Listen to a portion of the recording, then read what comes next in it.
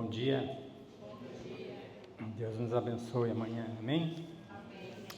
Só um aviso, aquelas pessoas que fazem parte do coral da igreja, a gente vai ter uma reunião depois do culto, tá bom? Todos aqueles que fazem parte do coral, que querem participar do coral. Depois também, se você gosta de cantar e você tem uma voz abençoada por Deus, procura a Ana Lúcia, tá bom? Pra gente aumentar o número de pessoas, a gente precisa de vozes, tá? Tenor, soprano, né? Essas vozes aí boas para cantar. Então você fala, Ana Lúcia, eu estava querendo participar do coral, do louvor da igreja. Do coral, né? Depois do louvor a gente vê. Aí a gente vai fazer uma seleção e a gente tem esse trabalho, né? No final do ano a gente fazer uma apresentação no Natal, né? Então você vai fazer parte disso aí com a gente. A gente já teve um coral muito bom, abençoado com o pessoal da Batista. A gente foi dando uma esfriada, né? Foi parando. A gente está querendo retomar isso aí, tá bom? Então, se você quer servir a Deus nessa área, você procura a Ana Lúcia, mas depois do culto, as pessoas que fazem parte do louvor vêm aqui para a gente conversar, tá bom? As crianças já saíram, né? Já.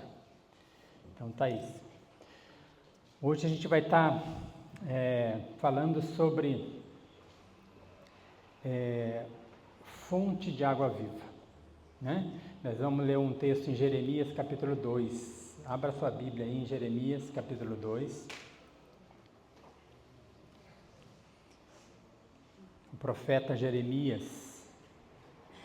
Nós vamos ler do versículo de 1 ao 13. Tá bom?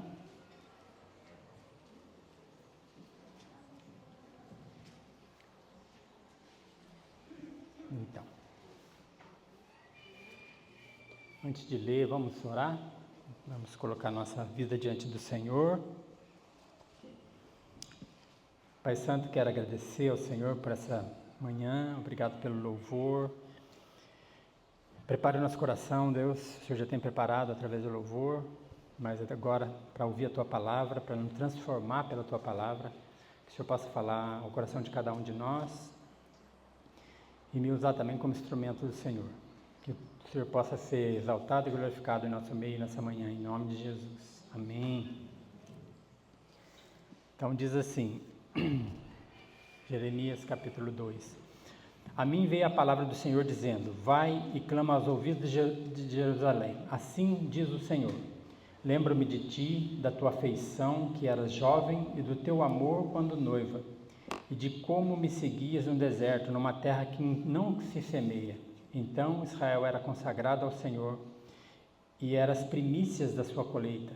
Todos os que devoravam se faziam culpados, e o mal vinha sobre eles, diz o Senhor.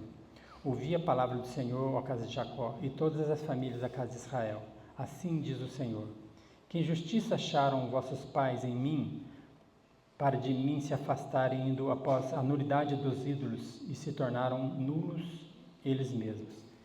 E sem perguntarem, onde está o Senhor, que fez subir da terra do Egito, que nos guiou através do deserto, por terra de ermos e de covas, por terra de sequidão e sombra de morte, por terra que ninguém transitava e da qual não morava homem algum. Eu vos introduzi numa terra fértil, para que comesses do seu fruto e do seu bem, mas depois de teres entrado nela, vós a contaminastes, e da minha herança fizestes abominação. Os sacerdotes não disseram, onde está o Senhor? E os que controlavam e o que tratavam da lei não me conheceram. Os pastores prevaricaram contra mim, e os profetas profetizaram por Baal, e adoraram e andaram atrás de coisas que de nenhum proveito. Portanto, ainda pleiteei convosco, diz o Senhor, e até com os filhos de vossos filhos pleitearei. Passai a terra do mar de Chipre e vede, mandai mensageiros a Quedar, atentai bem e vede que jamais sucedeu coisa semelhante. Houve alguma nação que trocasse os seus deuses, postos que não eram deuses. Todavia o meu povo a sua glória, trocou a sua glória por aquilo que não é de nenhum proveito. Espantai-vos disto, ó céus, horrorizai-vos, ficais estupefados, diz o Senhor. porque 2 males cometeu o meu povo. A mim me deixaram um manancial de águas vivas e cavaram cisternas rotas, que não retêm as águas. A gente, nesse contexto, a gente está vendo o início do ministério de um profeta chamado Jeremias. 586 anos antes de Cristo, né? O nome de Jeremias significa o Senhor edifica. E quando a gente pensa em profeta, eu não sei o que vem à sua mente, né? Um profeta, né? Se você pensar, por exemplo, em Eliseu, você vai ver um profeta careca, né? Elias já não. Geralmente a gente pensa no profeta num cara barbudo, cabeludo, né? Se você pensar em João Batista, você vai pensar um homem que vestia pele de camelo, comia gafanhoto e tomava mel silvestre, né? E a ideia parece que a gente tem de João Batista é que ele não tomava banho, né? Mas não, ele era um homem limpo. O judeu é muito limpo. Mas assim, a imagem que a gente tem do profeta, independente do que vem na sua mente, o profeta, Jeremias, ele era um jovem de 20 anos, quando ele foi chamado por Deus, né? Ele era filho de um homem chamado Hilquias. Hilquias, na época em que os reis de Israel estavam desviando dos caminhos do Senhor, ele encontra o livro no templo, um livro da lei. E ele pega esse livro e ele passa para o rei Josias. E Josias começa a ler o livro, e na hora que ele começa a ler, ele começa a ver a lei, e ele fala, meu Deus, como nós estamos longe do Senhor. E aí ele se arrepende, né? E ele chama todo o povo ao arrependimento e fala para os sacerdotes, leiam esse livro para todo o povo. Esse povo precisa entender que eles estão longe do Senhor. E Josias foi o último rei que fez um avivamento no povo de Israel. Depois disso veio só o povo de Israel, os reis foram só a se perder, né? Então, quando Josias tem esse avivamento, é o início do ministério de Jeremias. Depois Jeremias passa por outros 2 reis, que eram filhos de Josias, né? Zedequias, né? E depois um outro, que é Jeoaquim. E é interessante que depois que Josias tem um avivamento em Israel, os 2 filhos dele fazem o que era ruim diante do Senhor. E foram piorando, né? O primeiro, Jeoaquim, ele até gostava de Jeremias. Ele ouvia bem Jeremias, mas ele não suportava aquilo que Jeremias ensinava e fazia tudo o contrário, né? E o Zedequias era um pouco pior. Quando ele ouvia Jeremias, ele ficava com raiva, com tanta raiva que ele desejava matar Jeremias.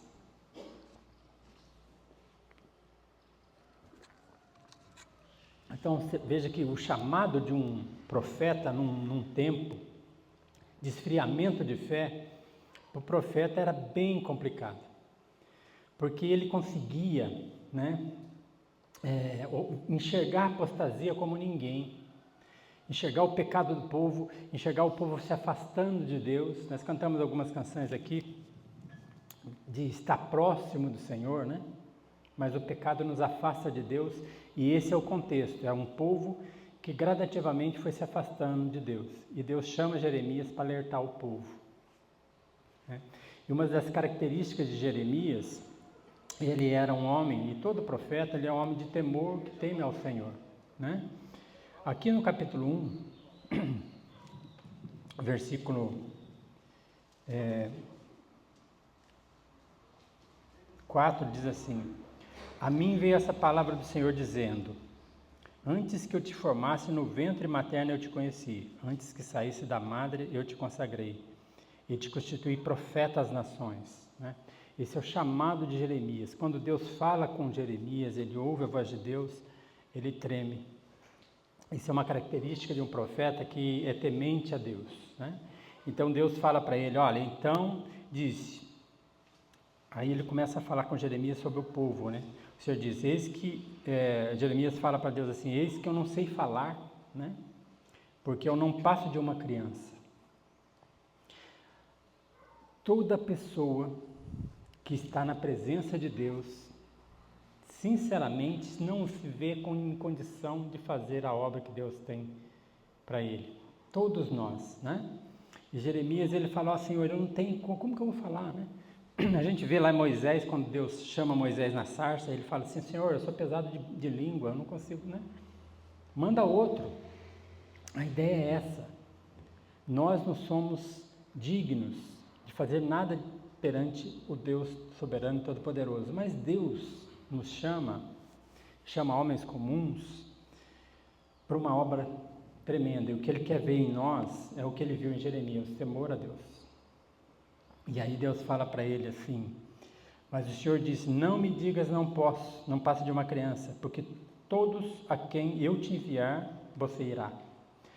Tudo quando eu te mandar falarás, não temas diante deles, porque eu sou contigo, para te livrar, diz o Senhor. Né? É tão bonita essa passagem, porque é um homem que se vê impedido pela sua própria condição, mas Deus fala, pode ir, eu vou estar com você, tudo que eu falar, você falará. Né? A característica de qualquer profeta do Antigo Testamento é falar aquilo que Deus ordenava. Não é o que vinha no coração dele, não é o que ele estava pensando. Mas eu vejo assim em Jeremias algumas que a ele foi dada a autoridade de Deus para falar ao povo. Então ele fala, no 9 fala assim, depois estendeu o Senhor a mão, tocou-me na boca e o Senhor me disse, eis que ponho na tua boca as minhas palavras. E a palavra de Deus, ela vem como uma faca, né, como diz Hebreus. Aonde ela vai, ela não volta vazia. Ela tem um poder, né? Porque é de Deus, não é a palavra de homens. Então, outra característica do caráter de Jeremias é o amor que ele tinha pelo povo. Ele conseguia enxergar o pecado do povo. Ele conseguia enxergar a apostasia do povo, mas ele não deixava de amar o povo. Ele amava aquele povo de todo o coração. Amava Deus sobre todas as coisas, né? E o temor dele de Deus e tudo, ele olhando, e é interessante quando você mais está próximo de Deus, eu falei isso na última pregação, mais você consegue enxergar aquilo que Deus enxerga. Quando mais próximo de Deus, o pecado te incomoda, o pecado te machuca. Primeiro o seu próprio, tá? Por isso que a gente tem, na presença de Deus, a gente tem que ter um quebrantamento, porque o nosso pecado às vezes nos afasta de Deus. Mas Deus chama Jeremias e mostra para ele a realidade do povo. Mais do que ele enxerga o coração do povo, o coração de um povo que estava se afastando gradativamente de Deus, né? Então, o amor ao povo é uma característica do profeta, e o ódio ao pecado é uma característica do profeta. E nós, como igreja, a gente tem que começar a fazer uma avaliação, né? De como está o meu coração diante desse Deus que nós cantamos, nós louvamos, né? Como que está a minha vida diante desse Deus tão grandioso e maravilhoso que é o nosso Deus, né? Então, Deus mostra para Jeremias algumas coisas, né? O primeiro, no 11, fala assim, vem ainda a palavra do Senhor dizendo, o que vê Jeremias, né? Então, o que você enxerga, Jeremias? E aí Deus vai dando a ideia para Jeremias e mostrando para Jeremias o que ele estava enxergando, e o que ele queria, e qual a mensagem de Deus através de Jeremias para o povo, né? Então esse profeta tão novo, né? E ele viveu 47 anos como profeta, passou por esses reis, primeiro Josias foi mais tranquilo, depois os outros dois, e cada tempo, né? Deus ia dando a palavra para ele, por misericórdia de Deus, porque Deus via o pecado e por misericórdia ele alertava o povo endurecia o coração e assim era um ciclo, né? Então, a mensagem no capítulo 2 fala assim, a mim veio a palavra do Senhor dizendo, vai e clama aos ouvidos de Jerusalém. E fala, assim diz o Senhor. Esse é o selo da autoridade do profeta. Assim diz o Senhor. Não é a minha boca, não é a minha palavra, mas é a palavra de Deus. Ele está falando, ele está alertando ao povo. E é interessante que, quando a gente lê essas histórias do Antigo Testamento, por mais pesadas que sejam, palavra mais dura que seja, e a gente olha para o tempo que nós estamos vivendo, é muito parecido. O tempo que nós vivemos é muito parecido com o tempo daquele tempo. Pessoas que se afastam de Deus, pessoas que acham pesado viver perto de Deus, na presença de Deus. O pecado nos atrai muitas vezes, né? Então a gente se identifica muito. Mas a grande questão é, eu vou continuar fazendo como esse povo fazia ou eu vou mudar o meu coração? Ou vou deixar que o Senhor molde o meu coração conforme é o coração de Jeremias, né? Então a primeira coisa que Deus fala para Jeremias é que as lembranças que o povo tinha de Deus e quem era Deus não podem ser esquecidas.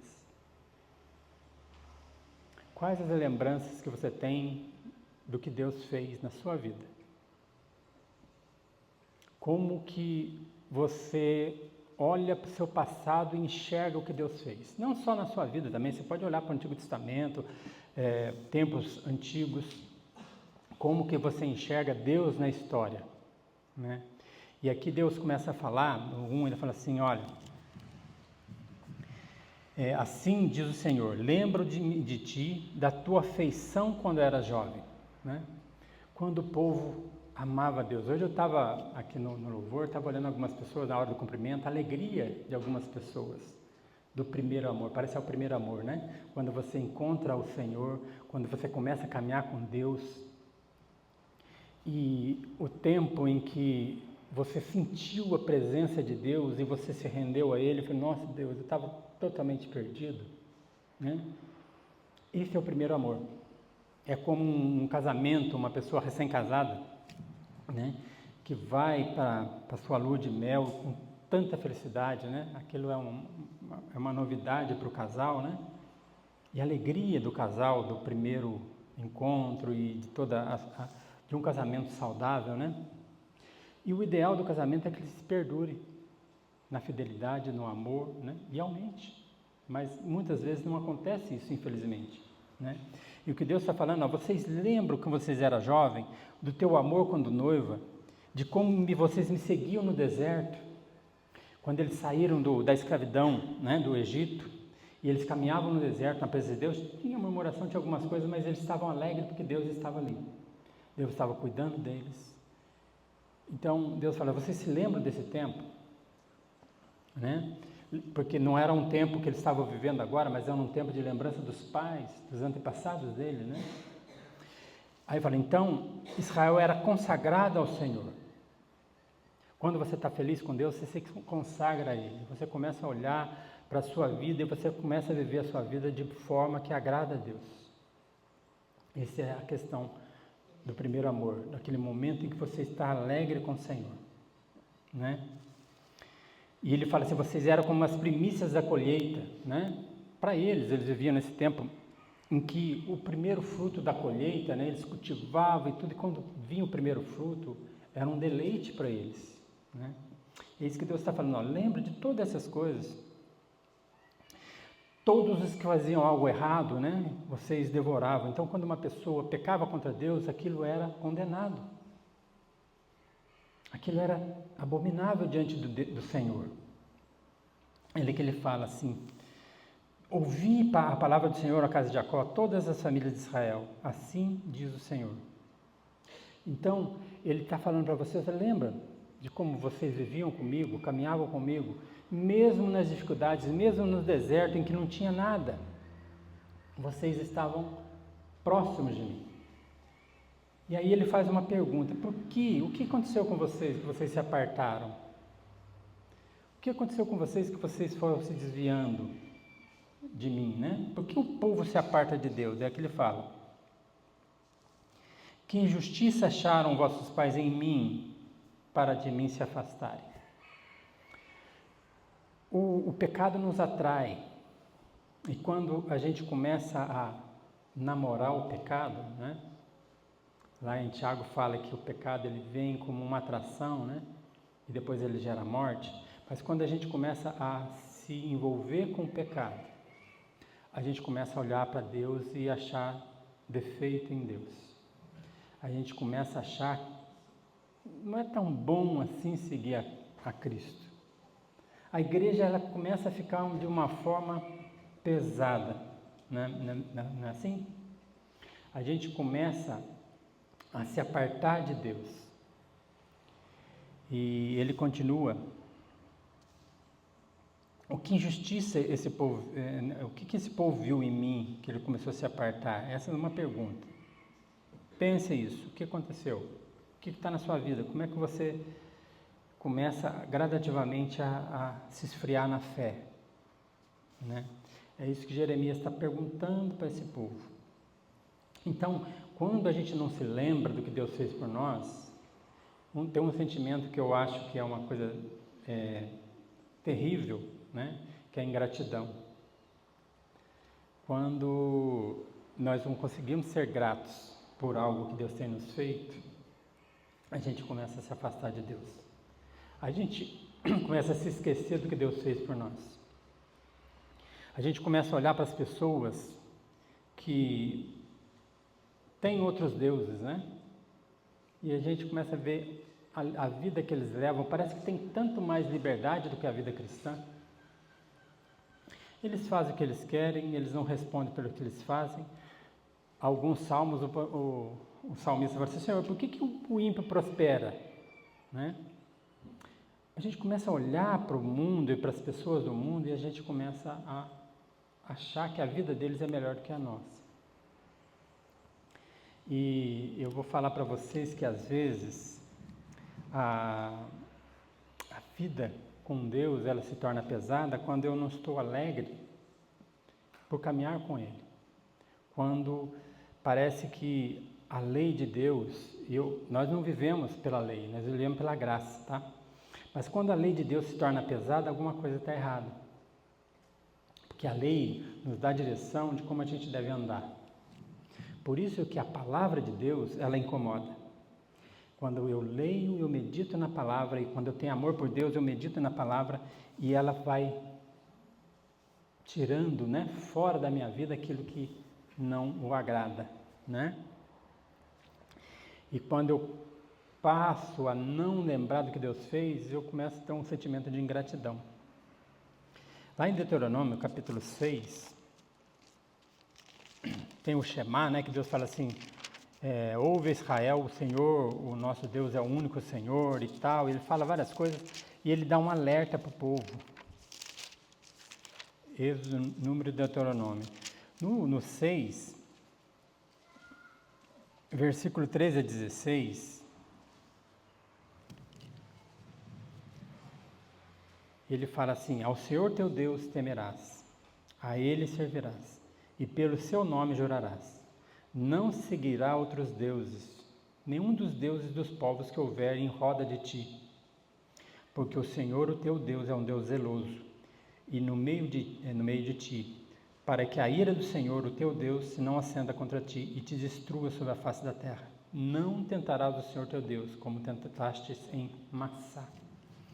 Esse texto, Deus está enviando eles para a terra. Antes deles entrar na terra, Deus faz um alerta. Não olhe para esses deuses dele, não se atente para isso, continue fiel a mim. Esse é um texto profético e depois ia acontecer tudo isso. Deuteronômio 8, 19 e 20 fala assim: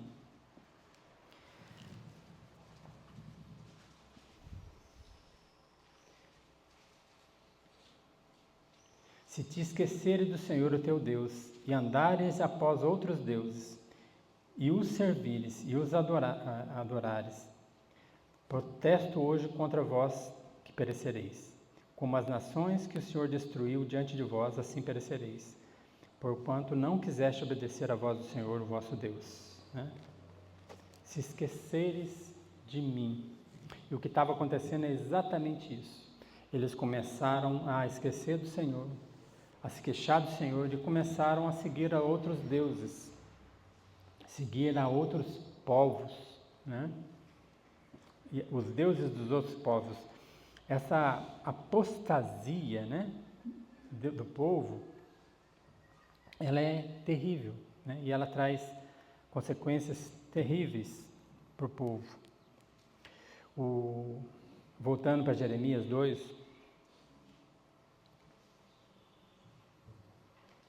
ele fala assim, o 8, ele diz assim, os sacerdotes, Jeremias 2, o 8, até o 11, ele fala assim, os sacerdotes não disseram, onde está o Senhor? E os que tratavam da lei não me conheceram, os pastores prevaricaram contra mim, os profetas profetizaram por Baal e adoraram atrás de coisa de nenhum proveito. Então ele está falando, primeira questão eu acho interessante aqui, a apostasia muitas vezes ela começa com as pessoas que estão na liderança. Isso é tão sério, ele fala assim, olha, os sacerdotes não disseram, onde está o Senhor? Então os sacerdotes que eram responsáveis para não deixar o povo se afastar de Deus, eles não perguntaram, onde está o Senhor? Por que vocês estão vivendo desse jeito? Por que essa vida sua está totalmente errada? Porque eles estavam em pecado também, eles se apartaram de Deus. Ele fala assim, e os que trataram da lei, aqueles responsáveis de ler a lei para o povo, não estavam lendo a lei, não estavam fazendo o povo conhecer a lei, né? Os pastores prevaricaram contra mim, os profetas profetizaram para o Baal. Está vendo a inversão de valores? E nós temos que tomar muito cuidado, porque a questão agora de Jeremias, a gente vê que é séria, porque quando Jeremias começa a pregar e falar da palavra, os líderes daquela nação começam a ficar incomodados. E uma coisa que a gente está pensando, santidade e pecado são duas coisas opostas, né? E a coisa mais difícil que tem para uma pessoa que quer viver em pecado é conviver com uma pessoa que quer viver em santidade.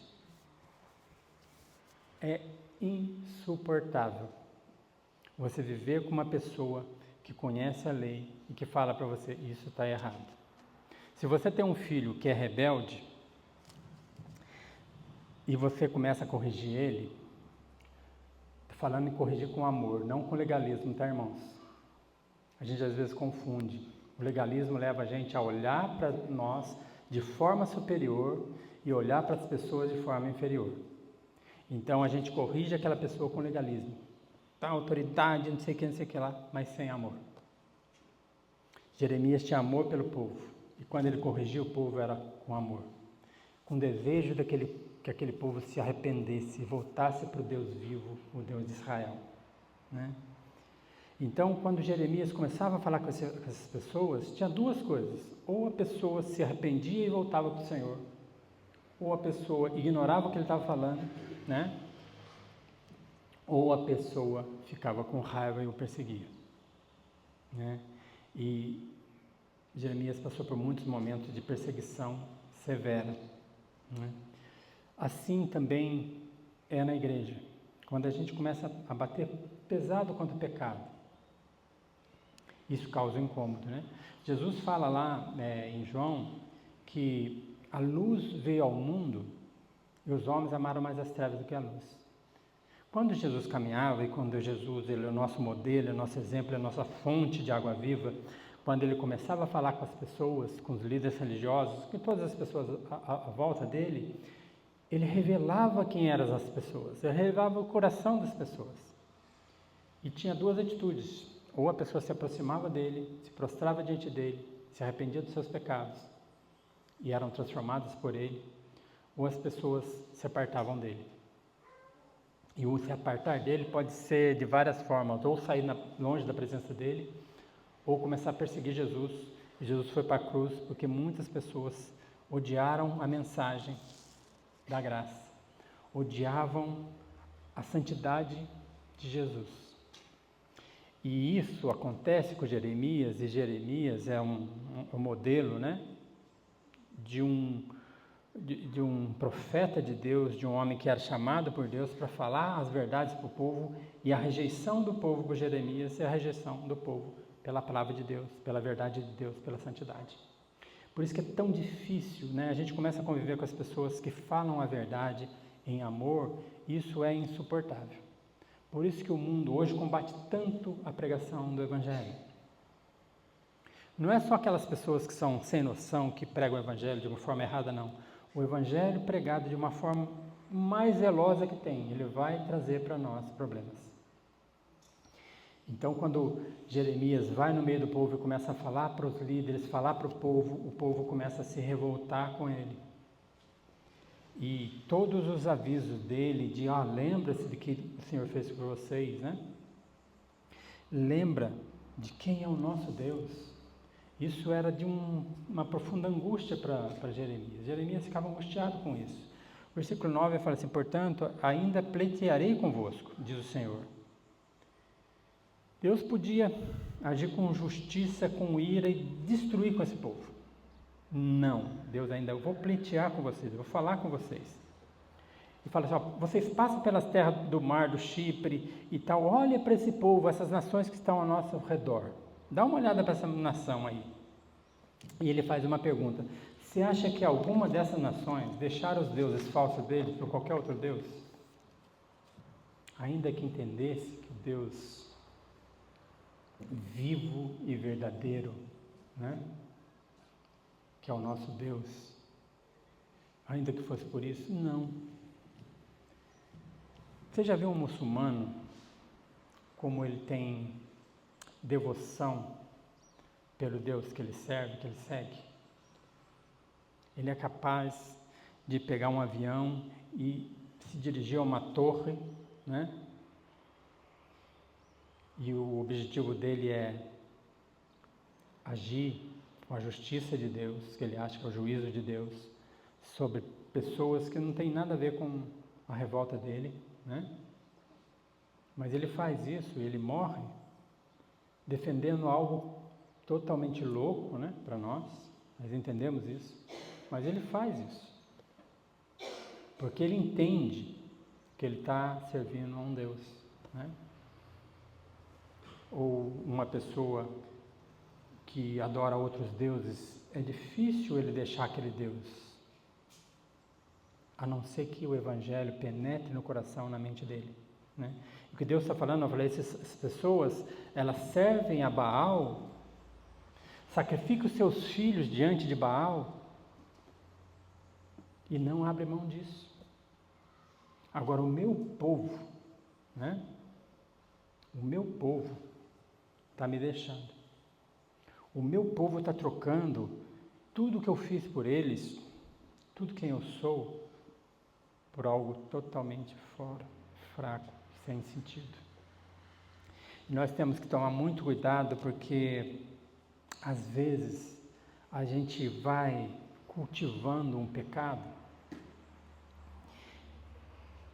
e por pequeno que seja, isso é abominável diante de Deus, isso é terrível diante de Deus, e a gente vai cultivando aquele pecado vai me tirando da presença de um Deus santo, justo, e vai me levando para me afastar de Deus gradativamente, até um momento em que eu estou totalmente envolvido, né? Lembra do filho pródigo? Ele sai da presença do pai, vai viver uma vida totalmente de pecado, até que ele está no fundo do poço, né? Tem uma cena que me chama a atenção, de uma mulher na praia, e ela, assim, é uma mulher já de idade, e ela vai entrando na praia, vai chegando perto daquelas ondas mais fortes, né?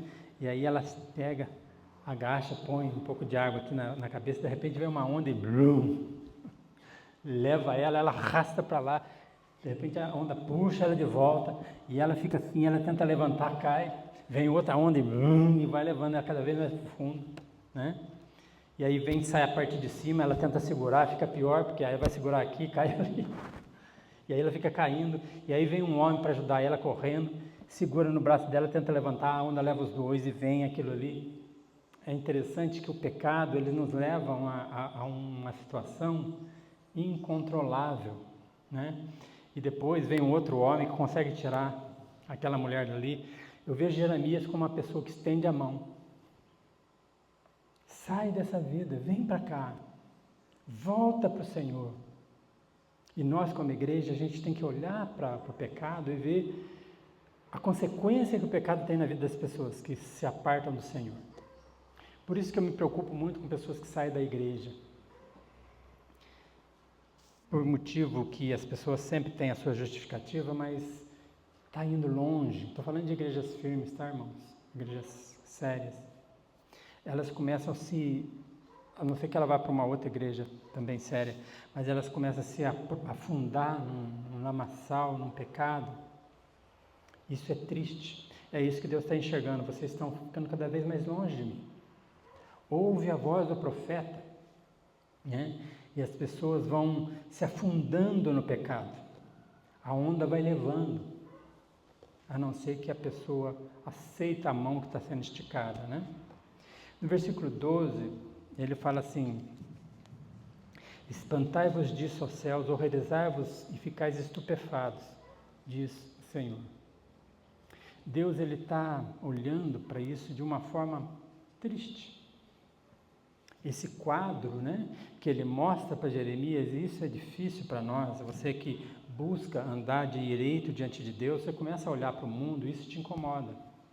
Você começa a olhar para o pecado que às vezes você enxerga na igreja e isso te incomoda. Porque você começa a perceber que as pessoas vão saindo fora do propósito de Deus. As pessoas vão se apartando de Deus. E você sabe o fim que isso leva. Desgraça. Desgraça. E é isso que é mostrado a Deus para Jeremias. E é interessante que Deus, ele fala para Jeremias não temer. Vai e continua falando com essas pessoas, porque eu estou contigo. Então, se você tem esse papel dentro da igreja, de ser um atalaia, de amar a igreja, não desista. Luta contra o pecado, luta contra o que é mal dentro do ambiente, porque Deus é santo, Deus é puro, né? E ele fala assim, 2 maldades o povo fez contra mim no 13, porque 2 males cometeu o meu povo a mim, né? Aí ele fala assim, vocês abandonaram, né, o manancial de águas vivas, né? Tem uma outra cena que eu acho engraçado, isso aqui do água limpa, né, que a gente bebe. Se você já foi numa terra em que tem uma mina, né, e você está com sede, e você coloca a mão naquela água limpinha, geladinha, né, e você toma aquela água limpa, aquilo sacia a sua sede, não é assim? Mas por que às vezes a gente troca a pureza de uma água que vem, né, do Senhor, ele fala por um manancial de águas que numa cisterna, né, rota que você cava e ali fica aquela água suja, né? Eu estava vendo a cena de uma menininha que o pessoal estava com sede, ela trazia um copinho d'água e dava para a pessoa tomava água, né? E ela vinha de novo com um copinho d'água e tal. Aí a mãe dela resolveu filmar, ver aonde que ela estava pegando a água. Ela estava pegando de um vaso sanitário, né? Aí eu achei lindo aquilo. Ela pegava a água daquele vaso sanitário das pessoas, as pessoas tomavam. Às vezes a gente não percebe. A gente não percebe, a gente está trocando algo tão precioso, não tem comparação com nada, né? E é isso que Jeremias está falando, olha, o que vocês estão fazendo tem consequências. Vocês estão cavando cisternas rotas e me abandonando como Deus, né? E aí vem consequências trágicas. No 2, 17 a 19, ele fala assim: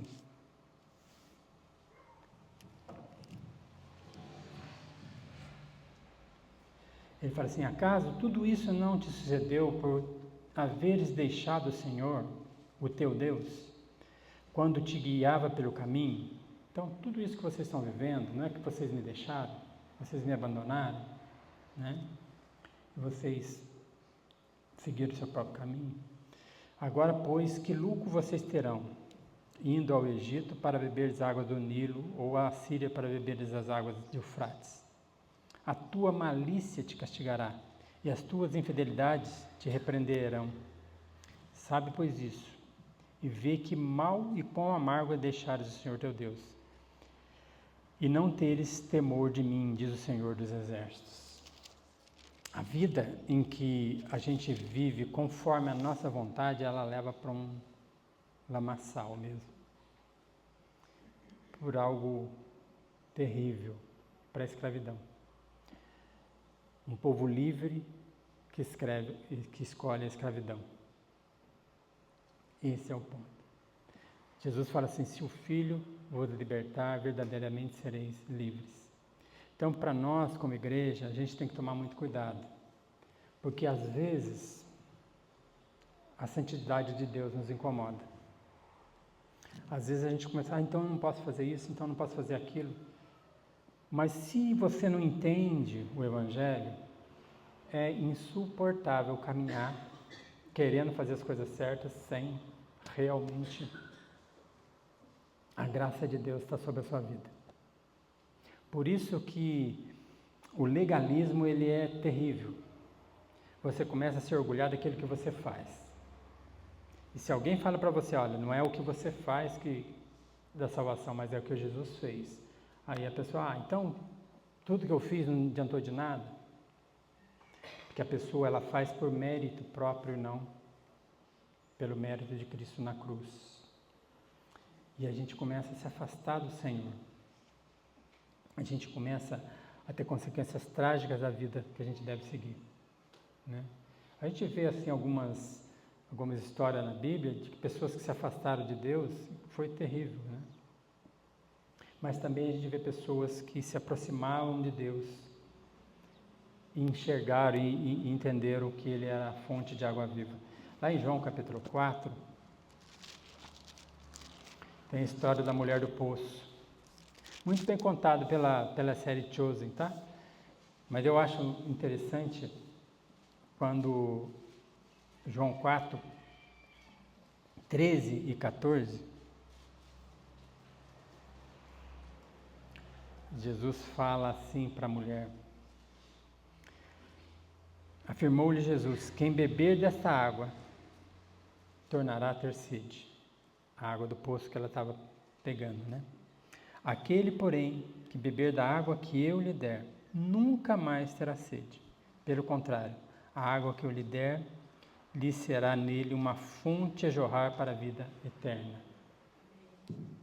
Além dele saciar com a água, ele faz com que de nós jorre a água. Essa mulher, no final dessa história, ela corre, né, para o povo samaritano que tem ali, e fala assim, eu conheci o Messias. E ela começa a falar do Messias para aquele povo, e aquele povo crê no que ela falou. E vem correndo até Jesus, né? Ela bebeu da água viva. E a alegria dessa mulher, por sair dali, esqueceu o poço, esqueceu a água e foi embora e trouxe aquele monte de gente. E as pessoas falam para ela assim, agora não é pelo que você diz que nós cremos, mas pelo que nós vimos e ouvimos.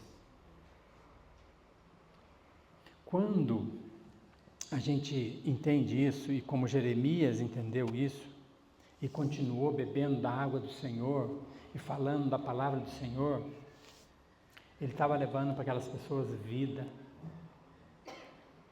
Não se aparte do Senhor. Não se aparte do Senhor. Não deixe de tomar essa água viva, né? A gente sabe que sem água não tem condição, não tem planta que viva sem água. Não tem vida que exista sem água, né? Essa é a grande questão. Lembre-se, né? Para a gente como entendimento dessa palavra. Quais lembranças você tem do que Deus fez por você? Que você tem esquecido? Quais lembranças? Né? Por que você está tão distante de Deus? Por que você não prega mais o Evangelho, né? Ele no começo ele fala assim, como jovem, né? E o teu amor como noiva, né? Aquele momento, né? Que nós queremos falar de Jesus para todas as pessoas. Você já passou por isso? Por que você não fala mais? O que levou você a se esfriar nisso? Tem pessoas que deixam a igreja, tem pessoas que não vão em célula. E tem um monte de justificativa para não ir. A gente arruma justificativa. Às vezes eu falo para a pessoa, por que na hora assim, do culto você chega atrasado? Não estou querendo dar recado para ninguém não, tá, irmãos? Mas às vezes, em alguns eventos, a gente não chega atrasado. Vai ter o Enem agora de tarde, né? Chega atrasado no Enem para você ver, né? Eu vi a história de uma mulher que correu numa fila, entrou no Enem lá e tal, depois ela não pôde sair, tinha que ficar 3 horas lá, porque ela entrou na fila, mas ela nem estava matriculada no Enem, né? Não gosta de fila, né? Eu não gosto de fila, não. Mas você já pensou, né, nisso? Célula é um local, um ambiente. É lógico que às vezes a gente está meio chateado e tal, mas deveria ser um ambiente de você pensar, eu vou trazer uma pessoa que eu conheço, que ela precisa estar aqui comigo. Porque o Senhor Jesus, fonte de água viva, vai estar presente nesse lugar. Mas quando a gente está meio chateado, e a gente começa a ficar chateado com a igreja, então a gente fala, eu vou na igreja porque se eu não for, uma fulano vai falar para mim, porque você não foi na igreja, né? Porque você não foi na célula. E a gente fica com tanta raiva daquela pessoa, a gente vai para não ouvir isso. Mas não vai pela alegria. Eu falo isso para os jovens, quando o jovem vai para o carnaval, né? Eles vão com tanta alegria, né? Vou pular carnaval, né? Arruma fantasia, tal. Se arruma e vai, né? Vou pro louvorzão. Louvorzão do jovem, puxa vida, vou lá, fica quieto, né? Tanta dificuldade. Se você está tendo dificuldade para as coisas de Deus, começa a pensar, aqui é essa pergunta que Deus fala, o que aconteceu com vocês? Por que vocês estão olhando para mim? O que eu tenho feito para vocês? Lógico, você pode ter raiva do seu líder de célula, que é um chato. Você pode ter raiva do pastor, que é um chato. Mas o Senhor não. O Senhor não. E se você enxerga que Deus está presente nesse lugar, usando o pastor, usando a liderança da igreja, se alegre. Perfeição você não vai encontrar. Não vai encontrar. A não ser no Senhor. Jeremias tinha os seus defeitos. Quando ele falava para o povo, ele falava na autoridade do Senhor. Ele era um temente a Deus. E apesar de tanto sofrimento, se você vê a vida desse homem Jeremias, tudo que ele sofreu, o maior sofrimento de Jeremias era o pecado do povo. O pecado dele, né? Que ele arrependeu diante do Senhor e Deus restaura e tal. Mas o pecado do povo era ofensivo para ele. Quando o povo obedecia, era alegria, era o deleite dele. Porque era o deleite de Deus. Então, a gente pensar e se lembrar num tempo em que eu tinha tanta alegria de convidar pessoas para a igreja, de convidar pessoas para a célula, de participar das coisas do Senhor, não de uma forma opressiva, tá, irmãos? A gente tem algumas coisas, você tem que dar atenção para a sua família, mas nós temos que pensar um pouco sobre por que as coisas de Deus são tão pesadas. Por que as coisas de Deus são tão pesadas para alguns, às vezes para a gente também, né? Quais as suas queixas contra Deus? Você acha que a gente não pode queixar de Deus? O salmista fala, Senhor, por que eu estou sofrendo desse jeito? A gente pode chegar para Deus, queixando para Ele, falando com Ele. Ele vai responder. Pode ser dura a palavra do Senhor, mas é preferível a dureza e a disciplina de Deus do que se afastar dele. E Ele pode olhar, mostrar para você algo tão tremendo, que agora eu entendi. Né? O que a gente tem queixado de Deus, né? Quando que eu perdi a alegria de estar na presença de Deus? Quando que eu perdi a alegria? Por que hoje as coisas para Deus são tão pesadas? Eu estou falando isso de igreja, de célula, mas eu estou falando assim dentro da sua casa, de leitura bíblica, de oração, de comunhão com Deus, individual. É ali que começa tudo. Jeremias estava aparentemente sozinho, por isso que era duro para ele. Aparentemente sozinho. O 9:1 fala assim: depois estendeu a mão do Senhor e tocou na minha boca e me disse: eis que ponho na tua boca as minhas palavras. Olha que hoje te constituí sobre as nações, sobre reinos, para arrancares, derrubares, destruíres, arruinares e também para edificares, para plantares. Eu, o Senhor, estou contigo. Né? Isso que é importante. Então, para de procurar algo que traga alegria fora de Deus. Porque cavar cisterna dá trabalho. Se você já cavou um poço, né? Dá trabalho. Não é fácil. Tá?